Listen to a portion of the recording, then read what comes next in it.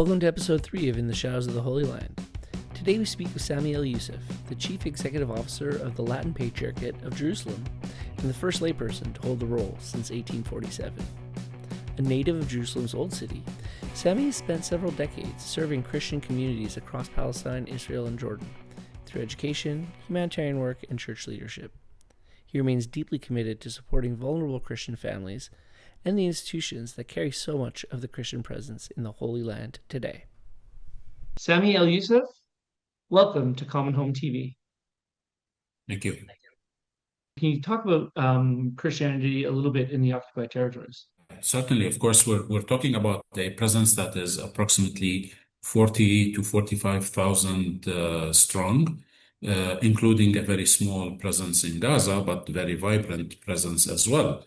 That at the beginning of the war was just a little over 1,000 Christians in Gaza. Now it is estimated at around 600 people, but there is still a presence in Gaza as well. In the Palestinian territories, 297 institutions of the various churches serving in various fields at a time when the population per se really does not exceed approximately 1% of the overall population. So it's a very, very strong presence in the occupied territories. It is a strong institutional presence and a strong also presence aided certainly by some of the presidential decrees in the state of Palestine. In the state of Palestine, for example, by presidential decree from the times of the late Yasser Arafat, basically there are 10 locations where the mayor, as far as the local governance is concerned, where the mayor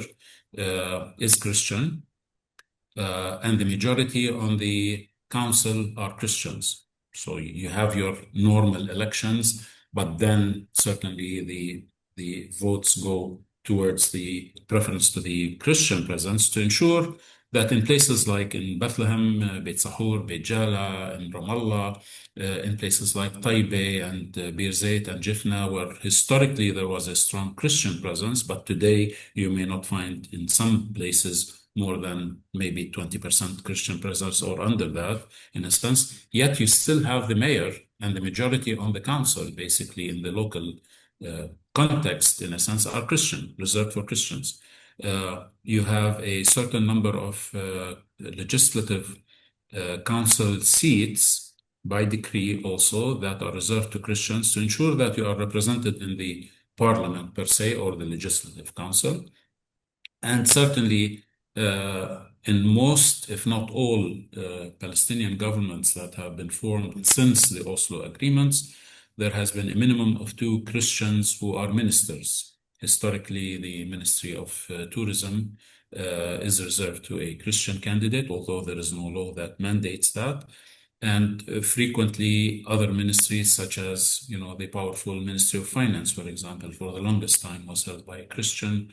Ministry of Health at times was held by a Christian candidate, and so on and so forth. So the Palestinian Authority tries to have a good, solid representation at all levels of the government, including the local government, basically, where Christians feel that, they are part of the structure, part of the decision-making, and so on and so forth. And this is the West Bank, and in Gaza with under Hamas control, things are different. Just because I think also just to situate the difference between the two and the two different people running the governments that are running. Certainly, despite the fact that there was a Christian presence in Gaza that certainly was under 0.1% in a sense, but historically also there was a member of the Legislative Council designated to a Christian from the Gaza Strip historically. Of course, that all collapsed with certainly, the various developments that have taken place in Gaza since 2006 and the change in the governance per se to Hamas since 2007, in a sense. However, the Christian institutional work, I'm talking about, the church itself and the institutions of the church that are working for the community in Gaza, including 5 Christian schools, including a hospital, including several clinics administered by the Near East Council of Churches, uh, have received their fair treatment, in a sense, under the rule of Hamas and have been respected for the most part. Not to say that there were not issues along the way, but those were not issues really that impeded the work of those institutions. On the contrary, ultimately, you were able to find a way to deal with the local authority, and this is our duty. We don't get too political in a sense. And thus, whatever governing authority, you have to find the mechanism to deal with the civil part of that authority, certainly, in order to ensure that your institutions continue to operate for the good of the community with the Christian values at heart. And we have successfully been able to do that even under the rule of Hamas in the Gaza Strip.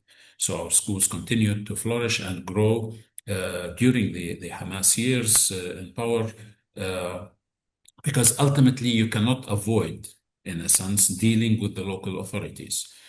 Schools cannot separate themselves from the local government, because the local government is who certifies your students moving from one grade to the next grade to the next grade, ultimately to the tawjihi receiving the school leaving certification, and so on and so forth.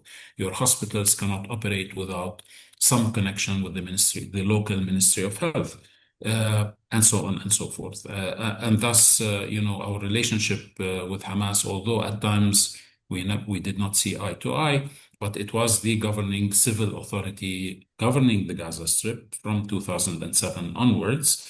And we had absolutely no choice but to continue to deal with the civil authorities to ensure that we are able to deliver the service to the communities at large. Did you feel that there was a major difference in the way in which the patriarch dealt with one versus the other, Gaza versus the West Bank? Is there any marked difference of how you were able to get policy or to get your institutions functioning? Was there a big difference in how you dealt with both sets of leadership? As I said, the Palestinian Authority in Ramallah, for example, and that dates back to the beginnings after Oslo, had a very warm, I would say, reception and inclusion of the Palestinian institutions and Palestinian Christian institutions and Christian presence, and I highlighted, at the Mhm, various yeah. levels of government how that was translated in day-to-day activities. As far as Gaza is concerned, there was no opportunity, in a sense, to go in that direction because Gaza, once Hamas assumed the power in Gaza, it became under blockade. It was not a normal functioning government, in a sense. You had to weigh your relationships for the most part to ensure that you are dealing only strictly with the civil authorities and so on and so forth. And I cannot say it was the same relationship because the circumstances are different in a sense. So it is quite difficult to compare the two in a sense. But as I said, our institutions continued to function, flourished, expanded their operations under the civil rule of Hamas in the Gaza Strip. You were born in Jerusalem and have seen decades of conflict, and you've just recently revealed, I didn't know, that how far back your family is rooted. And this podcast series really is speaking about belonging and identities. And your personal rootedness, how does that shape the way you see Gaza today? Yes, I think one other secret, if you will, that I will reveal about my family in a sense, which gives you, I think, a little bit about the depth of the belonging in a sense. Uh, just a matter of really birth certificates. In just looking at the last four generations in my own personal family, in a sense, and that is practically reflective of anyone my age living in this land. When my grandfather was born, this is, in 1890, his birth certificate reflects the Ottoman Empire rule, 400 Turkish rule of Palestine, including Jerusalem. So his birth certificate is issued from the Ottoman Empire. When my father was born, fast forward to 1921. Jerusalem was under British Mandate Palestine. So his birth certificate reflects that era. When I was born in 1960, it was the Hashemite Kingdom of Jordan. That was the governing authority. When my children were born, it was the State of Israel. So if you look just at the last four generations, in a sense, all born in the old city of Jerusalem, none of us shifted location of our residence, in a sense, but yet none of us has a birth certificate from the same governing authority at the time. And that is a reflection really of how Jerusalem has shifted, in a sense, in recent history, uh, with various governing authorities governing the city of Jerusalem. And yet we all belong to the church. We all have been served by the institutions of the church in education. Where did you go to school? Same as where your father went to school and your grandfather went to school. Where do you pray? The same church where your father and grandfather went to pray, and so on and so forth. So in a sense, what has held us together as a Christian community has been the church, and has been the institutions of the church that have been there for us and serving us throughout the changing political landscape of the land. And that really deeply roots you in the land, regardless, am I today under occupation? Am I under the state of Israel? Will there be a future state of Palestine where your grandchildren potentially could be, born in a state of Palestine or part of a state of Palestine, depending on how the political sort of wheel moves from now onwards, in a sense. But that rootedness, in a sense, is just deep down in your heart, in a sense. You just don't look around you. Who is the governing authority today? We are Christian. We were born here for a purpose. We were born here. There is a huge mission that we feel we need to be part of and contribute towards, and that's what we do in and out. How does this relate to past conflict? Certainly, I mean, there is no comparison, to be honest with you. The extent of the human loss, innocent human loss, the extent of the physical damage is unprecedented. We have never seen anything like this before, especially in Gaza, but also on the West Bank. We don't talk much about what is happening on the West Bank. It does not rise up to what is happening in Gaza, for sure. Uh, but the constant expansion of settlements, the settler violence on the West Bank, is something that is very, very alarming. The displacement of people that is taking place quietly. There are refugee camps in Jenin and Tulkarem that have been erased almost completely. And you've got like 40, 50,000 people who are displaced on the West Bank already from their homes. And thus the magnitude really of the destruction and innocent human loss is something we have not seen before at this magnitude. And what creates with it actually is, for the most part, really people that are losing hope that there will be some sort of a peaceful resolution into the future. And of course, the polarization between the two societies in many ways. I mean, this for me is the saddest part of this conflict. 1967, you still saw some hope, intifadas, you still saw some hope down the line.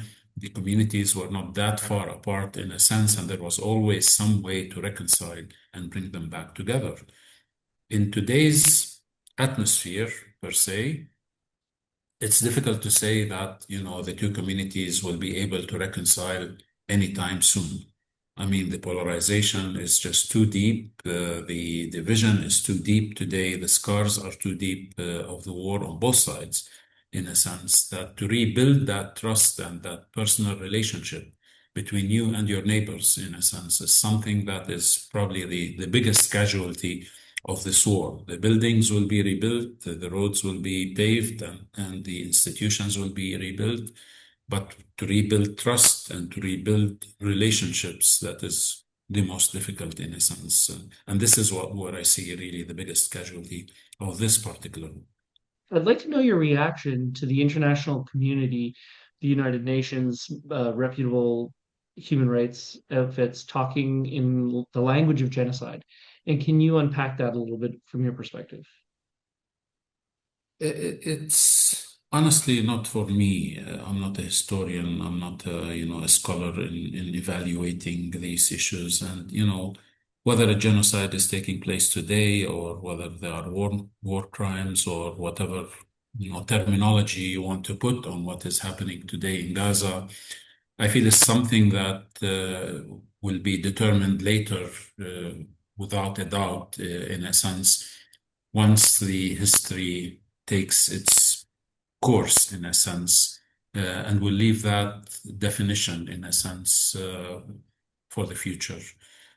However, reflecting on the reality on the ground, it's just inconceivable to think that, the complete neighborhoods will be erased, the complete sectors will be erased, education sector with all the schools, all the universities in Gaza being completely destroyed, the health sector, the blockade on humanitarian and medicine and medication, the starvation. Again, you can talk about levels of starvation. Some people deny there is even any starvation. Others say, it's at level 1 and 2 and 3 and 4. I don't even know what the classifications are, to be honest with you. But I see it in the face of our people in Gaza. I have Zoom meetings with our people in Gaza, and you see how much weight they have lost, how much they have aged during these last 2 years. I see over 30 people within our Christian community who lost their lives that could have been saved due to medical neglect, elderly without their, high blood medication or their diabetes medication ongoing for several months. People that required dialysis and could not get to a dialysis station because they're all out of business, in a sense, and ultimately lose their life. You fall and break something and it's not treated, and then ultimately other complications develop and you lose your life. We have approximately 40 people, 40 Christian members of our community who lost their life. Some are elderly and some are not elderly, in a sense, not because of the direct conflict. Yes, there was an attack on the church, that on the Holy Family Church, where 3 people were killed. There was destruction in the St. Porphyrius Church in the early days of the war. 17 people lost their lives. There were people sniped here and there. We're not talking about direct casualties of the war. These are the indirect casualties of the war, in a sense, due to medical. For what reason, honestly, would a population of over 2 million people be left without proper food, proper water supplies, proper medical supplies to care for their daily needs? You just get people to live out on the streets, and, you tell them you're in a humanitarian zone today, and then tomorrow that humanitarian zone is no longer a humanitarian zone. I know families who have, moved for over 7 or 8 times in the past 2 years, in a sense. So what they have is their own personal clothes, basically, and then they just pick up the tent, fold it, and move on to a new humanitarian zone, and onwards and onwards and onwards. And just to think of these daily complications, in a sense, and let history decide whether this was a genocide, an attempt to really, get the whole population out of Gaza per se. And there are consistent, I think, statements issued by various members of the Israeli government, ministers and, parliament members and so on, who clearly said these people don't deserve to live, in a sense. So whether it's starvation, whether it's lack of medicines or medical supplies or whatever it is. So let the history books, I think, decide what is the proper terminology to what is going on. But what is going on is ugly. It should have stopped a long time ago. And I'm glad that we may be seeing the beginning of the end now. Well, you spoke about the need for international solidarity, and there's what we also see around the world, at least, especially my own personal feeling is the first year, just the silence from especially Western Catholics to speak for Gaza. Why, in your view, are Western Catholic leaders not responding more vocally? I think the silence may be attributed to the lack of information. The Palestinians are not the best people in terms of public relations, for sure. I don't think we have presented our case properly to the world. We have always been overshadowed by the narrative that is coming from Israel. Uh, uh, and because when people know for sure what is going on, they are no longer silent. They react, and they are in solidarity for sure. So that is the first area that we are poor at, and we need to do much better in a sense at various levels, whether it's the church, whether it's the government, whether it's civil society, and what have you. The other, I think, stumbling block really is how I think Israel has portrayed, any criticism of the Israeli government to anti-Semitism. So, the world until today cannot comprehend what happened to our Jewish brothers and sisters in the Holocaust. It's incomprehensible, really, what happened, and we all sympathize really with that. However, you cannot continue to use, any criticism of the way Israel has conducted itself in this war and term it anti-Semitism. And I think the world is terrified by being labeled as anti-Semitic people. And that, I think, plays to a certain extent into how much solidarity do we portray to the Palestinian people at a time when the division has not become very clear between Hamas, which is widely viewed in the eyes of the world as a terrorist organization, and between Palestinians. A people that are living under occupation deserve freedom. If for their freedom, deserve to be treated like human beings, deserve that one day they will live the same life that, like the rest of their brothers and sisters around the world, enjoying their same rights per se. So that connection, in a sense, or disconnection that has not been made between Hamas and the rest of the Palestinian people per se, also contributes to the fact that people are reluctant sometimes to be in solidarity, fearing that they will be termed as, supporting terrorism and supporting Hamas, and because those have, sadly have become so connected with each other. How do you balance neutrality with the moral duty to name the suffering of Gaza? As far as neutrality is concerned, to be honest with you, the church, it's very difficult for the church to remain neutral. I mean, the church does not wish to be political. However, the church cannot remain neutral or remain silent when it sees injustice. That is unchristian in a sense to just stand on the sidelines and say, yes, I see injustice, but it's none of my business, because that then becomes too political. So the church must sort of walk the fine line, in a sense, between politics and between neutrality. And sometimes in our region, that is not an easy line to cross or not cross per se. So we have to ensure that the church is vocal, that the church is out there, in a sense, speaking against injustices, regardless who is facing that injustice. If it's Palestinians facing injustice, the church has a duty to say it. If it is our Jewish brothers and sisters, it has to be said. If it is our Muslim brothers and sisters, it has to be said as well.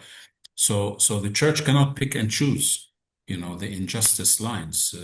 Whatever injustice that the church sees has a duty to highlight that and do whatever it can to ensure that this injustice does not continue. And how does it exercise that, in a sense, is, in my opinion, really, again, through the institutions of the church and through the delivery of service and through the value-based delivery of that service, really is how you try to rectify the injustices to a certain extent. And that is not an easy task for us in the Holy Land. You're in the midst of unspeakable, unfathomable, just pain, trauma, and suffering.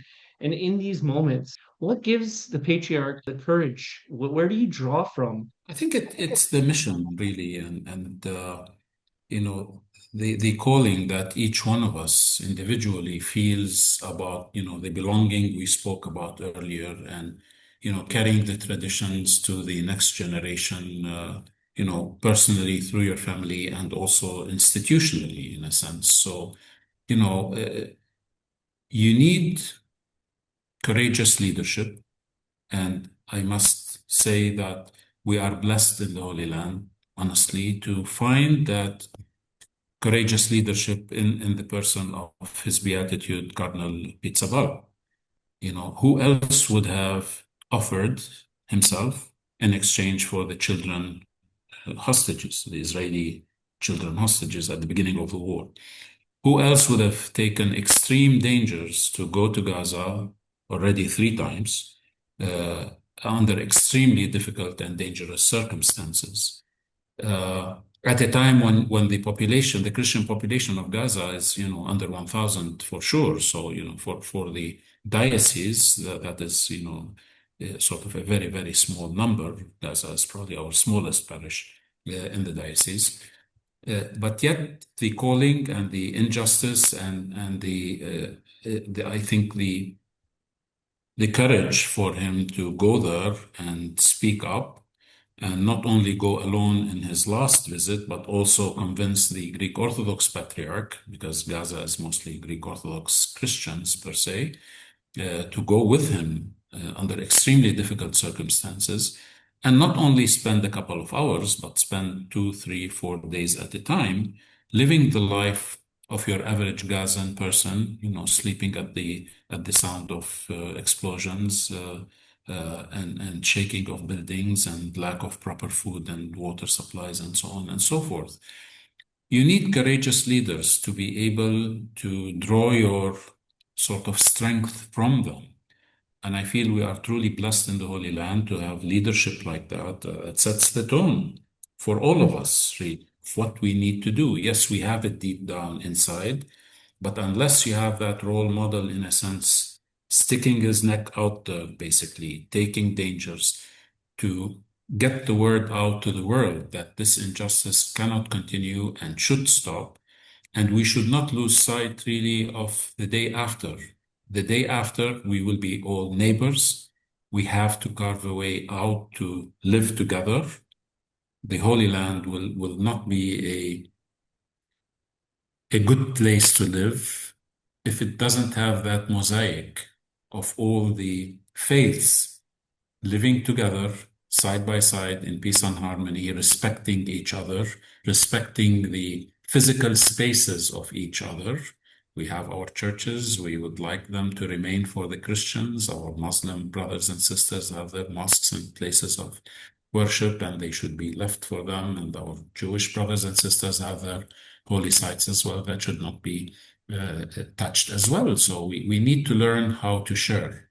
All of us, not just the Christians. We are natural, if you will. The Christian component is natural at the coexistence.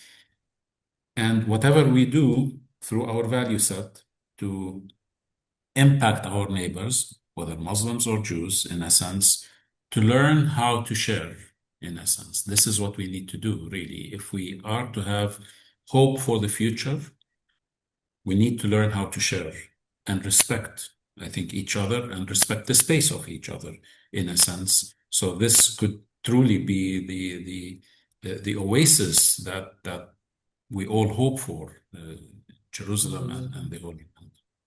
Well, I don't know as much about the patriarch, but I do know a lot about a hero of mine, Pope Francis. And I'd like to ask you about Pope Francis and how he was directing spiritual guidance during his pontificate and the leadership of our new Pope Leo. Um, I don't know if you'd like to compare and contrast or speak a little bit about one or both of these as leaders from the global community, because we would also be remiss to act like nobody was speaking for Gaza. I think that the Pope, and I think that there were some great international church leaders that were at the forefront when other people and other world leaders couldn't use the words, didn't have the courage to use the words to speak in solidarity. We were fortunate enough to have Pope Francis and now Pope Leo very much standing in solidarity with the suffering right now in Gaza. Certainly, I think the positions of the Catholic Church are clear. The Vatican has been amongst the first, if not the first, that have recognized Palestine as a state per se.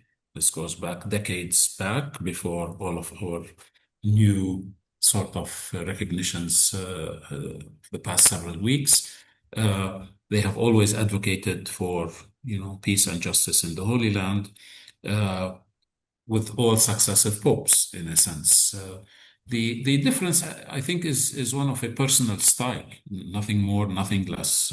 There is no less solidarity per se with the people of Gaza today under Pope Leo than there was under Pope Francis. But the style is different.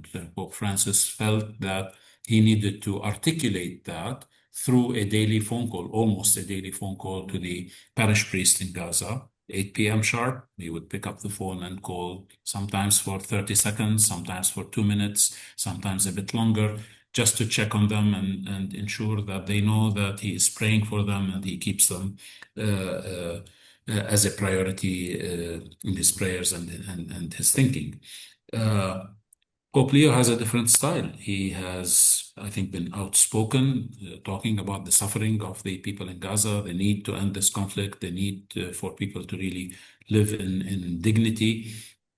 But the style is different. He doesn't pick up the phone every day to call. I think it was maybe 2 months into his pontificate that he, called the parish priest just to, ensure that they know that they are in his thoughts and prayers.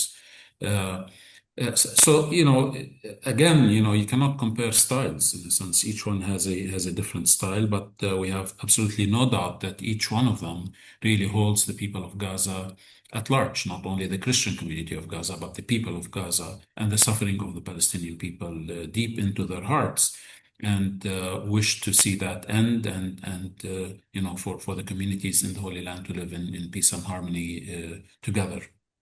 Right now in Palestine, you mentioned that your work almost takes the role of the state at times. And in such a crisis, you must need to make many creative decisions in order to try to keep everything going and on track and to try to provide the most gospel good, to try to provide the most to the people who are suffering. Can you talk about any creative strategies you've had to adopt since October 7th to Sure, keep I everything think going? absolutely. I think our strong point as far as the Latin Patriarchate is concerned, outside of the pastoral work, certainly as the church, is in education. The Latin Patriarchate operates a network of 44 schools scattered, Catholic schools scattered in 3 countries, Israel, Palestine, and Jordan. And we did not lose sight of basically our educational mission, our value set, and filtering through those values at a time of conflict and war, in a sense, to all of our students. And if you take the average of the average number of our non-Christian students, it is 50% across the 44 schools. But in places, our Christian population is no more than 8%. In some places, our Christian population is close to 100%. So it's quite a variety depending on the location. But yet the Christian values will filter through and continue to filter through at a time of war. And this is critical. What is the value of that education that is filtering through? It's not only math and English and, languages and history, but it is really the value set. How do you filter through the need to respect each other, the need to coexist, the need to forgive, the need to love, and so on and so forth. So that really has taken a different shape during a time of war, as it has been in previous crises. So education is one sector. The pastoral work, certainly, I think the activities surrounding faith formation, strengthening of the faith, I think our priests have been super busy, in a sense, working with their local communities. Family centers were established in various locations to support families who are suffering as a result of the war. The faith formation, unless you have strong faith and unless you are connected to your faith, you're not going to draw the hope. And if you have no hope, you just pick up your bags and find greener pastures somewhere else to go grow your family, in a sense. So, as an attempt really to strengthen that hope, you needed to work on the faith first. And I think our various priests have been wonderful, in a sense, in expanding their pastoral offerings, whether through extracurricular activities, whether through, Sunday school activities, summer camps, catechetical programs, liturgical programs directed to the youth, and so on and so forth. And certainly the biggest contribution has been in the humanitarian. That is the third pillar that we work in, is the humanitarian. Our humanitarian programs have expanded by fourfold since the beginning of the war. Anything you can do to retain the dignity of the people, we did it. Pure humanitarian support in certain times and areas, food coupons, cash handouts for families that are really, at the low end of the spectrum, who have lost their jobs due to the war. So we've expanded all of our humanitarian programs by fourfold. In addition to that, we have implemented programs towards job creation, especially on the West Bank, to put people who have lost their employment, and you're talking about in certain areas of an unemployment rate of pushing 70%. Look at Bethlehem, for example. Bethlehem lost its livelihood because it lives on tourism. Tourism came to an abrupt stop at the beginning of the war. You're talking about permits issued by the State of Israel to work in Israel proper. No less than 120,000 permits were revoked at the beginning of the war, and that continues to be the case. You're talking about the near economic collapse of the Palestinian Authority that cannot pay salaries, basically, or serious delays in payment of salaries. If you look at those three components, basically the unemployment shot way up throughout the West Bank, but in a particular way in the Bethlehem area. So we have introduced programs, internship programs to put people to work. We have done project implementation that shifted to employing people who have lost their daily work in Israel, carpenters and tilers and various craftsmen, in a sense. We have introduced with Bethlehem University a creative program for job creation, training, vocational training, as well as helping people to start their own little business, sort of to be able to sustain their lives. And in the process, basically create hundreds, if not thousands, since the beginning of the war, in temporary and more permanent employment opportunities and income generation opportunities. The church has done this before. I mean, the Latin Patriarchate has been involved in similar programs in the second Intifada. I recall the year 2000 in particular, with the labor-intensive program that was initiated then. But each time you sort of adapt the programs that you're offering to support your communities to meet the needs of the time, in a sense, and that's what we are doing now. And this is what we feel is our contribution. You need to continue to do what you can to support communities. And we're not only reacting to the crisis per se. What we're doing also is planning for the future. So, there are plans for development, in a sense. For pastoral centers, we have plans to start housing projects. On the West Bank, we have at least 3 on the drawing board to support, young Christian families find adequate housing. In Taipei, there are plans. In Abud, there are plans. In Zababde, we have plans. And that definitely will support those local families, in a sense, have a more dignified way of life. So our aim really is to try to stem Christian immigration out of the Holy Land, and whatever we can do in education, in housing, in job creation, we're willing to do it.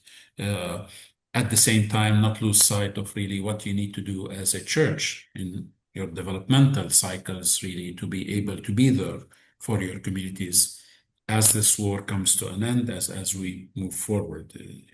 For example, in Gaza, what is today on the drawing board really is how do we rebuild our schools in Gaza. The Latin Patriarchate operated 2 schools.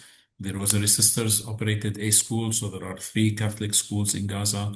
All of them sustained major damages. How do you rebuild, in a sense, your educational undertaking in Gaza? His Beatitude has been in contact with the Italian Bishops' Conference, and they are now interested to rebuild one of the hospitals in Gaza in collaboration with the Latin Patriarchate. It's a foreign concept for us. to be involved in the health sector because we don't have that experience at all. But we're now trying to find a way forward with our partners to see how can we rebuild some of the destruction in the health sector in Gaza and so on and so forth. So the church, in my opinion, always after crisis finds a way to emerge stronger, to realign its presence and its programs really to be able to serve the community in a different way, depending on the needs of the times. So we're quite hopeful for the future that we'll be able to do more than what we've been able to do in the past.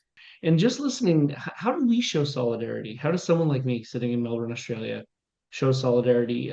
Is there anybody that you would suggest donating to? Is there anybody? What do you see as an act of solidarity for us? To be honest with you, I think, we have been blessed with, sort of a surge in donations. The financial support is here, that have allowed us to be able to do what we needed to do.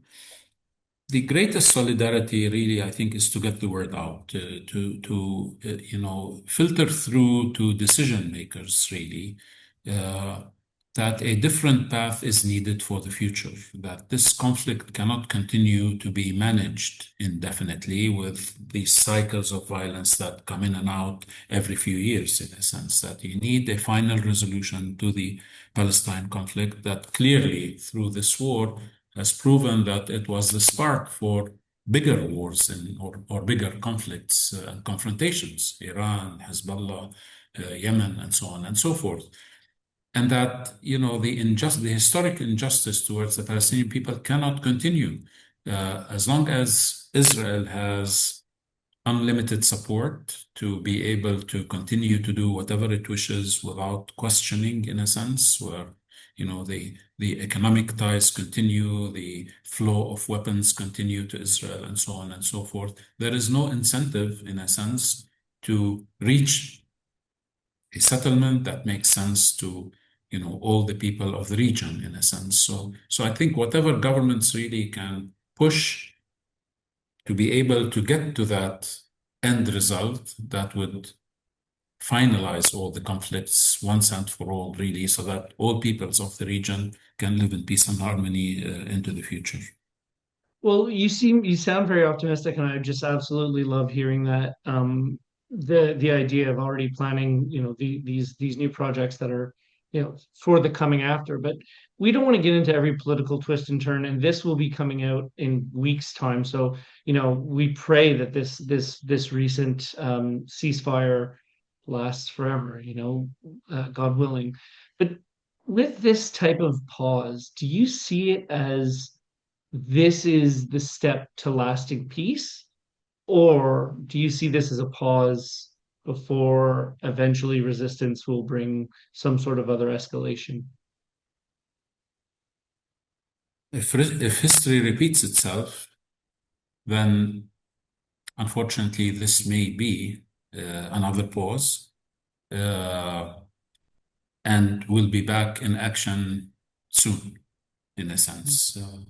And that is why it is critical, really. I mean, the reason the Oslo agreements ultimately failed is that, there was no push by the international community to say, you need to get this done. So my worry today, my optimism comes from the fact that we as a church need to continue to do what we need to do, and we have been successful, and we need to continue to be successful to serve our communities. But when it comes to the political horizon, in a sense, unless there is perseverance by the world leaders to see this through to the end in a partial, balanced way, so that everyone gets really, I think, what they need to get done to move us forward, then unfortunately this could be a repeat of the past. The Oslo agreements, all other agreements, the first ceasefire in Gaza, the second ceasefire in Gaza, that all collapsed. Because somehow, governments were not faithful or parties were not faithful to the implementation.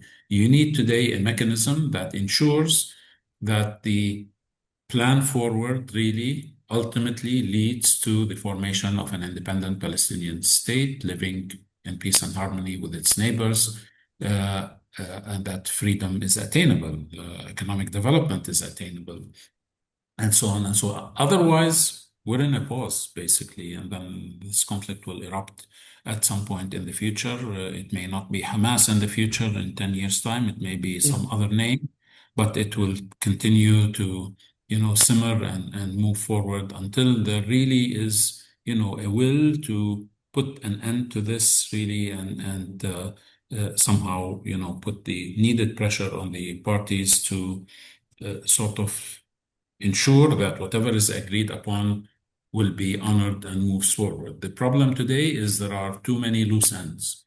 You have a lot of slogans in that 20-point plan of President Trump. None of it is really well defined per se, and it could be interpreted in many different ways. So there has to be the will by the international community today to ensure really that the ultimate goal is clear. We need to get to that goal, and the sooner we get to it, really, I think we all will live in peace and harmony sooner than what it may take into the future. So it's a very cautious optimism that we have, in a sense, on the political sphere. But if history is any lesson for us, then I'm afraid unless there is the real will to see it through to the end, then unfortunately we're in a pause and we may see more violence in the not too distant future. This place that is deeply wounded, how do you see moving forward through the lens of trauma?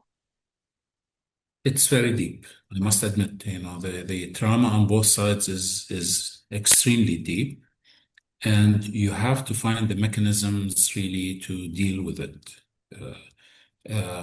Those, could be through the existing institutions, basically, whether in education or any other of those sectors that we are, present in. But also, you need to build trust on a people-to-people basis. My recollection in the years between 1994, after the signing of the Oslo agreements, and 1999, when it all collapsed, basically, I was at Bethlehem University at the time. And the best way to deal with the trauma really is to build trust. You can have your formal programs of, dealing with trauma with specialists and, structured programs and so on and so forth. But you also need to build that trust with the other side. And my recollection from my years at Bethlehem University at that time really is how much people-to-people programs were promoted after the signing of the Oslo agreements. I recall the research undertakings at Bethlehem University that took a huge increase between Palestinian researchers and Israeli researchers. I recall Israeli and Palestinian lawyers associations working together, doctors associations working together, and so on, and building that trust on a personal level, in a sense. A Palestinian doctor is of no less value than an Israeli doctor, or a lawyer to lawyer, and so on and so forth. And my hope really is that, that building of the trust will take that personal and professional connection, in a sense, in the coming years, to be able to build that trust between people, in a sense, and start to see each other as equals.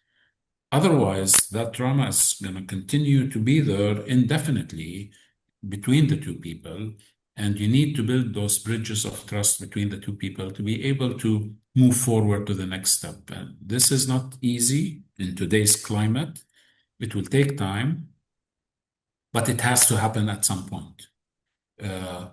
And in the meantime, I think you resort to your traditional, psychosocial programs and, trauma prevention and so on and so forth.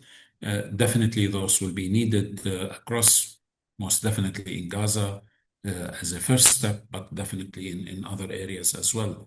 But you need to build that trust between people, in a sense, as equal partners, to build a future together, to be able at some point really to say, we've made it together, and now we can live together, in a sense, and build a future together. Well, on behalf of everyone at Common Home TV, a mission of the Redemptorists, we thank you for your time. Our prayer community prayer for today will keep you in prayer. If there's anything else you'd like to say, now would be the time.